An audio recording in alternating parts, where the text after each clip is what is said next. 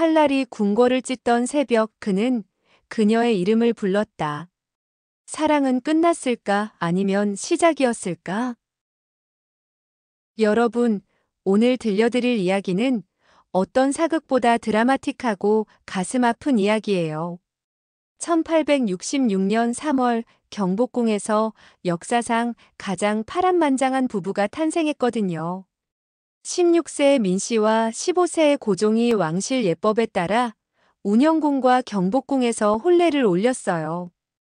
정치적 계산으로 맺어진 혼인이었지만 이 두 사람은 조선의 운명을 함께 짊어질 동반자가 될 운명이었죠. 대원군은 안도했을 거예요. 민씨 집안이라면 얌전하겠지. 하지만 그는 몰랐어요. 이 16세 소녀가 훗날 조선의 운명을 바꿀 여인이라는 걸. 조선 역사상 가장 극적인 러브 스토리가 이렇게 시작됐습니다. 여러분 상상해보세요. 16세 소녀가 어떻게 조선을 움직이는 정치가가 되었을까요? 혼례 후 명성황후의 진짜 교육이 시작됐어요. 여흥 민씨 가문은 단순한 명문가가 아니었거든요. 고려 말부터 500년간 정치 무대의 중심에 있던 진짜 정치 집안이었어요. 친정어머니 이 씨는 일찍 사망한 남편 대신 어린 딸에게 말했어요. 딸아, 왕비가 된다는 것은 단순히 좋은 옷 입고 편히 사는 게 아니다. 나라의 운명을 좌우하는 일이야. 놀라지 마세요. 명성황후는 정말 총명했어요. 중국 고전은 물론 당시 조선의 정치 상황까지 완벽하게 꿰뚫고 있었거든요. 특히 대원군의 쇄국 정책이 얼마나 위험한지 일찍 깨달았죠. 세상이 변하고 있는데 문만 걸어 잠그면 무슨 소용이겠어요? 1873년 드라마틱한 사건이 벌어져요. 바로 그 유명한 친정 사건이에요. 최익현이 상소를 올려 대원군의 전횡을 비판했는데 명성황후가 많은 도움을 줬어요. 전하, 이제 21살입니다. 언제까지 아버지 그늘에서 살 건가요? 명성황후가 남편을 설득했어요. 조선이 살아남으려면 세상을 보고 배워야 해요. 친정 선포 당일 경복궁 근정전에서 고종이 선언했어요. 짐이 이제 친히 정사를 돌보겠다. 대원군은 충격을 받았죠. 이게 무슨 배신이냐? 하지만 여러분, 이건 시작에 불과했어요. 명성황후의 정치적 소환이 본격적으로 발휘되기 시작한 거거든요. 그녀는 단순히 영향력만 행사하는 게 아니었어요. 직접 대신들을 불러 정책을 논의하고 인사에 개입했어요. 당시로는 정말 파격적인 일이었거든요. 보수 대신들이 경악했어요. 왕비가 정치에 나선다고? 하지만 명성황후는 아랑곳하지 않았죠. 나라가 위기인데 예법만 따질 수 있나요? 그런데 시련이 연속으로 닥쳤어요. 1882년 이모군란, 1884년 갑신정변. 매번 위기 때마다 명성황후가 나서서 수습했거든요. 특히 갑신정변은 정말 충격적이었어요. 1884년 12월 4일 밤 우정국 개국 축하연에서 김옥균이 쿠데타를 일으킨 거예요. 민씨 척족을 몰아내야 조선이 산다. 김옥균이 외쳤어요. 하지만 명성황후는 당황하지 않았어요. 즉시 중국군을 불러들여 상황을 수습했죠. 전하, 우리가 죽으면 조선도 끝입니다. 명성황후가 고종의 손을 꽉 잡았어요. 3일 천하로 끝났지만 소중한 교훈을 얻었어요. 조선이 청나라에만 의존할 수는 없다는 것을. 여러분, 정말 놀라운 건 명성황후의 외교 감각이에요. 그녀는 은밀히 각국 공사들과 만나기 시작했어요. 러시아 공사 웨베르, 미국 외교관 알렌. 당시로는 정말 파격적인 여성 외교였거든요. 조선 왕비가 직접 외교를 한다고? 각국 외교관들도 놀랐어요. 하지만 명성황후의 정치적 식견에 감탄했죠. 이 여인 정말 보통이 아니군. 1890년대 들어 국제 정세가 급변했어요. 서구 열강들이 아시아 진출을 본격화한 거죠. 명성황후는 위기감을 느꼈어요. 이제 정말 마지막 기회예요. 1894년 동학농민운동이 일어났어요. 보구간민, 제폭구민, 전봉준이 이끄는 농민군의 함성이었어요. 명성황후는 걱정했죠. 백성들이 들고 일어날 정도로 나라가 어지러워졌구나. 그리고 드디어 청일 전쟁이 터졌어요. 조선을 두고 벌인 전쟁이었지만 정작 조선은 직접 교전 주체가 되지 못했어요. 1895년 시모노세키 조약으로 청나라가 조선에서 손을 뗐을 때 명성황후의 목소리는 떨렸어요. 이제 우리는 진짜 혼자가 됐습니다. 하지만 고종이 아내의 어깨에 손을 올렸어요. 하지만 우리에게는 서로가 있지 않소. 가보개혁이 시작됐지만 명성황후는 복잡한 심경이었어요. 개혁은 우리 손으로 해야 하는데. 그녀는 은밀히 러시아와 손을 잡기 시작했어요. 명성황후의 마지막 정치적 승부가 시작되고 있었거든요. 조선의 미래를 두고 벌어진 마지막 결전이 시작됐어요. 1894년부터 조선은 완전히 뒤바뀌기 시작했어요. 가보개혁이 시작된 거죠. 김홍집을 총리 대신으로 하는 친일 내각이 들어섰어요. 신분제 폐지, 과거제 폐지, 조혼 금지, 재가 허용. 천년 전통이 하루아침에 무너지기 시작했어요.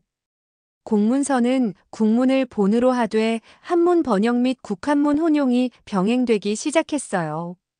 전통적인 선비들은 반발했죠. 이게 무슨 개혁이냐? 조선의 전통을 파괴하는 것이다. 명성황후는 복잡한 심경이었어요. 개혁 자체는 필요했거든요. 하지만 일본의 지시로 이루어지는 개혁을 어떻게 받아들여야 할까요? 개혁은 우리 손으로 해야 하는데. 그녀는 위기감을 느꼈어요. 이러다가 조선이 일본의 속국이 되겠어요. 은밀히 러시아 공사 베베르를 만났어요. 조선은 일본 하나에만 의존할 수 없습니다. 균형이 필요해요. 러시아는 환영했어요. 시베리아 철도를 건설 중이던 러시아에게 조선은 태평양 진출의 교두보였거든요. 조선의 독립을 도와드리겠습니다. 궁궐 안에서 치열한 암투가 벌어졌어요. 김홍집 내각은 일본의 지원을 받았고 명성황후는 러시아와 손을 잡았어요. 친일파 대 친러파, 개혁파 대 보수파의 대립이 격화됐거든요. 1895년 봄 상황이 급변했어요. 삼국 간섭이 일어난 거예요.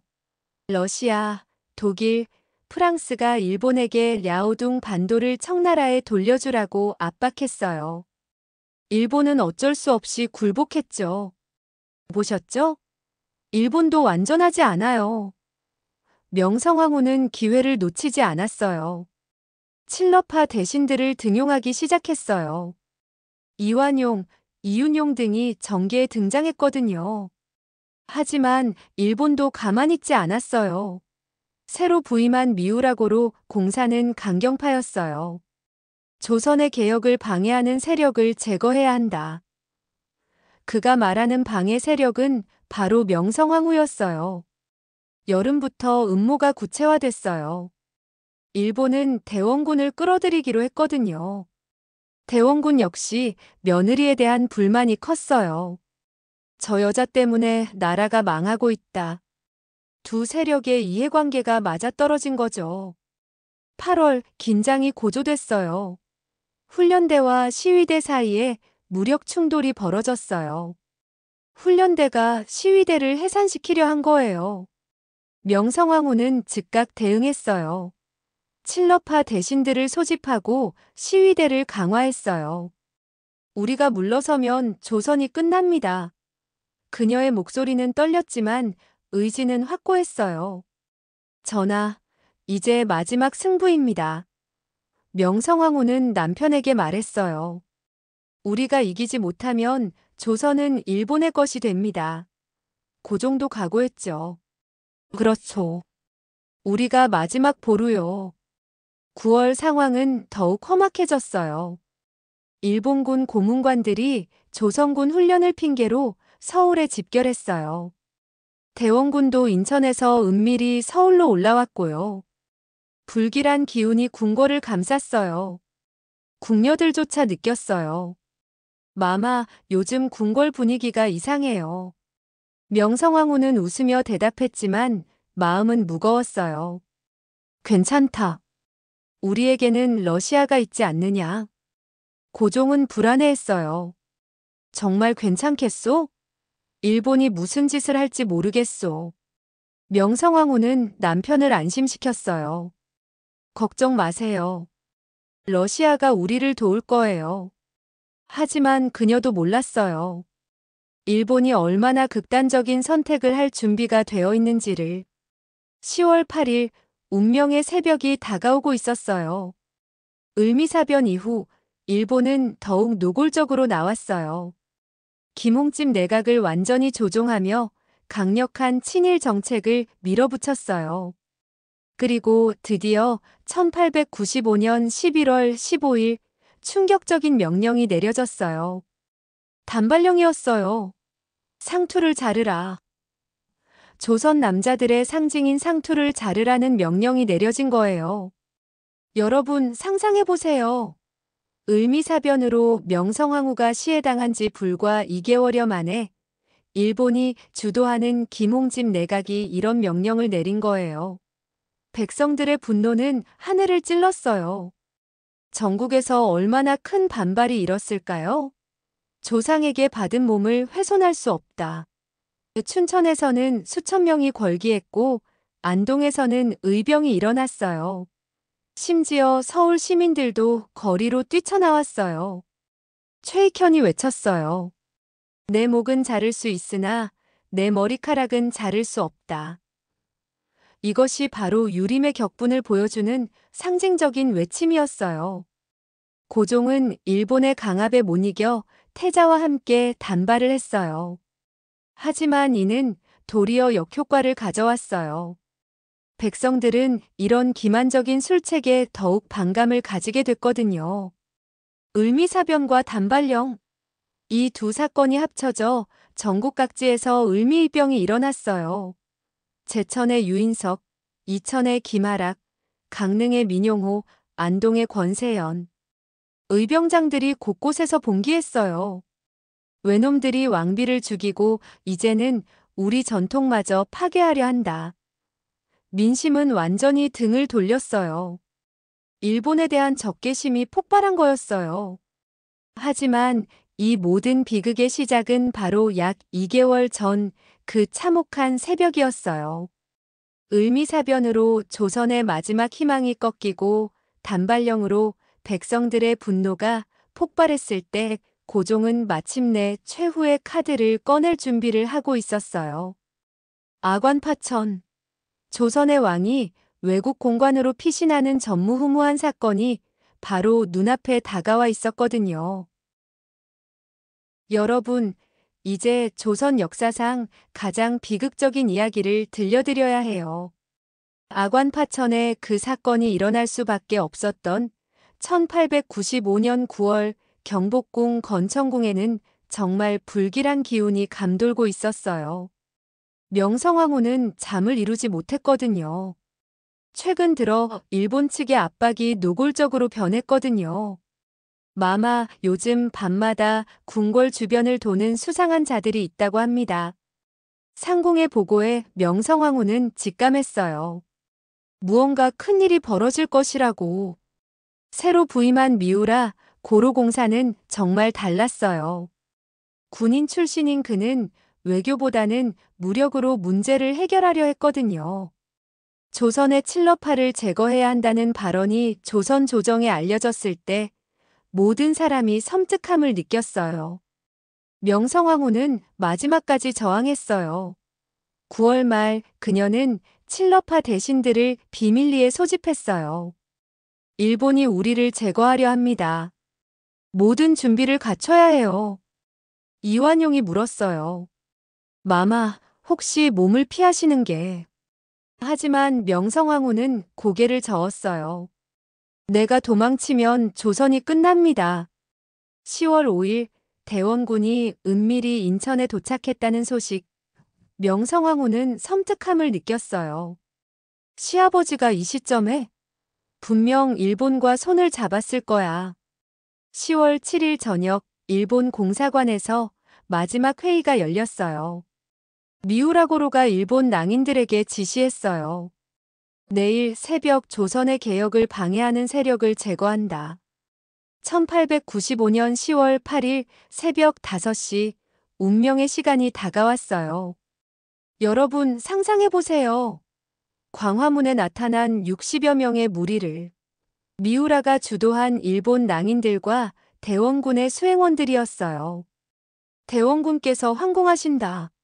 하지만 궁궐 수비대장 홍계훈은 이상함을 눈치챘어요. 새벽에 이런 식으로 오는 것은 예법에 맞지 않았거든요.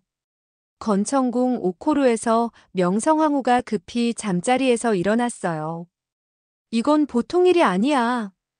상공들이 황급히 뛰어왔어요. 마마, 일본인들이 궁으로 들어오고 있습니다. 명성황후는 즉시 상황을 판단했어요. 상공 옷을 가져와. 하지만 이미 늦었어요. 일본인들이 오코루를 포위했거든요. 조선국 왕비는 어디 있느냐? 칼을 든 일본인들이 소리쳤어요. 명성황후는 상공 옷으로 갈아입고 다른 궁녀들과 섞여 숨으려 했어요. 하지만 그들은 한 명씩 끌고 나가 확인했어요. 그 순간 일본인 중 한 명이 외쳤어요. 저 여자다. 아무리 상공 옷을 입어도 숨길 수 없는 것이 있었어요. 30년간 조선을 이끌어온 여인의 기품과 위엄이었거든요. 1895년 10월 8일 새벽 경복궁 건천궁 오코루에서 명성황후가 시해당했어요. 향년 43세였어요. 이 소식이 고종에게 전해졌을 때 정말 비극이 시작됐어요. 함령전에서 고종은 총소리와 비명소리를 들었어요.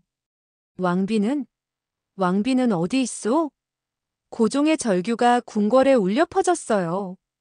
대원군이 나타났을 때 그의 얼굴도 창백했어요.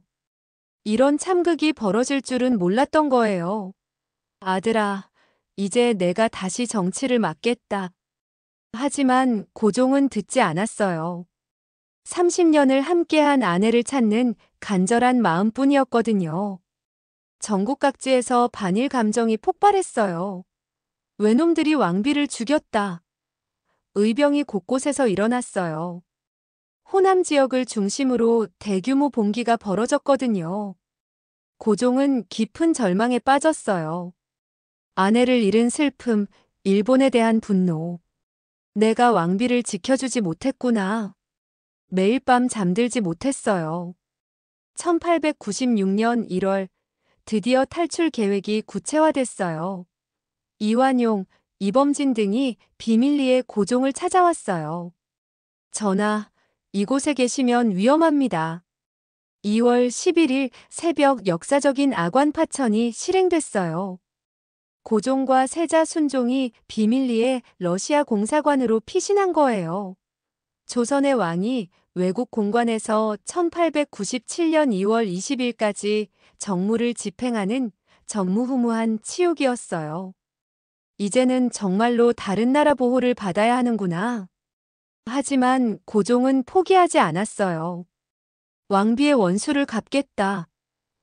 매일 아침 명성황후를 위해 기도했어요. 당신이 옆에 있었다면 1년간의 공사관 생활은 견디기 어려운 시간이었지만 고종의 의지는 꺾이지 않았어요. 언젠가는 반드시 독립된 조선을 만들겠소. 그 다짐이 바로 대한제국 선포로 이어질 거였거든요. 여러분, 정말 극적인 반전이 기다리고 있어요. 1897년 2월 20일 고종이 경운궁으로 황궁했어요. 하지만 궁궐은 예전 같지 않았어요. 30년을 함께한 동반자가 없다는 현실이 무겁게 다가왔거든요. 고종은 결심했어요. 이제 우리도 독립된 제국이 되어야 한다. 명성황후가 꿈꿨던 자주 독립을 이루겠다는 의지였어요. 준비는 신중하게 이루어졌어요. 황구단을 세우고 황제 즉위식을 준비했거든요. 명성황후를 황후로 추존하는 일도 함께 진행했어요. 당신도 황후가 되어야 하오. 하지만 함께 꿈꿨던 제국을 혼자 선포해야 한다는 아픔이 컸어요. 1897년 10월 드디어 대한제국이 선포됐어요. 경운궁 황구단에서 제천즉위 절차를 거쳐 대한제국이 선포되었어요. 짐이 황제가 되었다. 황구단에서 울려 퍼진 고종의 선언이었어요. 하지만 그의 마음 한구석은 쓸쓸했어요. 명성황후는 황후로 추존됐어요. 황후의 지위를 얻었지만 이미 세상에 없는 사람이었거든요.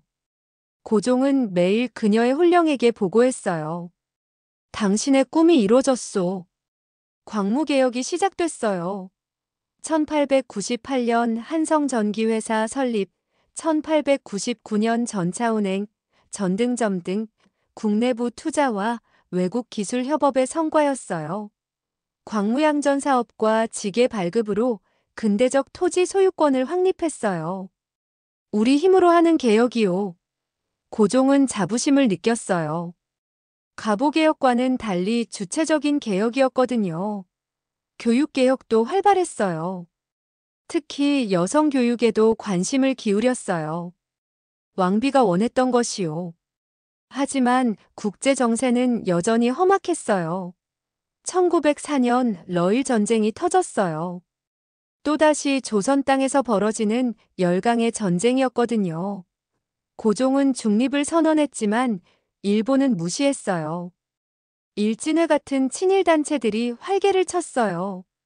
일본과 합병하자는 주장까지 나왔어요. 고종은 분노했어요. 이런 매국노들을. 하지만 힘이 없었어요. 1905년 9월 포츠머스 조약으로 러시아가 패배했어요. 일본의 한국에 대한 우월적 이익이 국제적으로 인정된 거예요.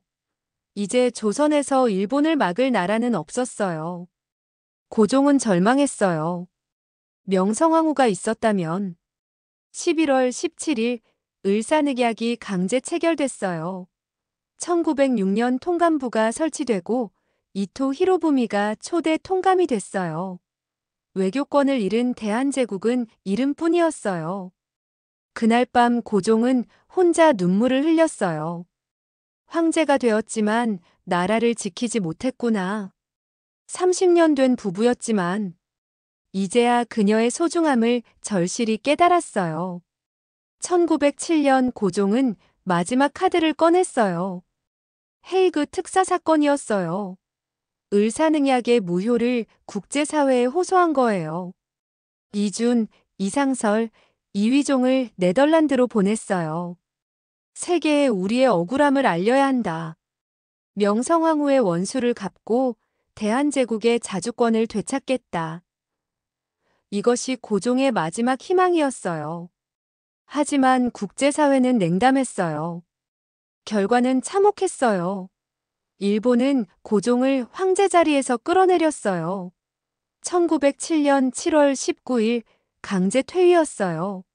더는 황제로 인정할 수 없다. 10년간의 황제 생활이 끝났어요. 순종이 새 황제가 됐지만 실권은 없었어요. 한일 신협약으로 내정권마저 일본에 넘어갔거든요. 고종의 꿈은 산산조각 났어요. 고종은 덕수궁에서 여생을 보냈어요. 하지만 끝까지 희망을 버리지 않았어요. 언젠가는 우리가 다시 일어설 것이다. 명성황후의 영정 앞에서 매일 다짐했어요. 당신과 함께 꿈꿨던 독립된 조선, 언젠가는 이루어질 것이요. 고종의 마지막 12년은 그렇게 아내에 대한 그리움과 조국에 대한 사랑으로 채워졌어요. 정말 가슴 아픈 결말이 기다리고 있어요. 1910년 8월 29일 한일병합조약이 체결됐어요. 고종과 명성황후가 그토록 지키려 했던 조선이 역사 속으로 사라진 거예요. 1919년 1월 21일 고종이 덕수궁에서 서거했어요. 향년 67세. 마지막까지 조국 광복을 꿈꾸던 황제였어요. 그의 장례식은 3.1운동의 도화선이 됐어요. 대한독립 만세. 여러분, 이 이야기가 우리에게 주는 교훈이 무엇일까요? 고종과 명성황후.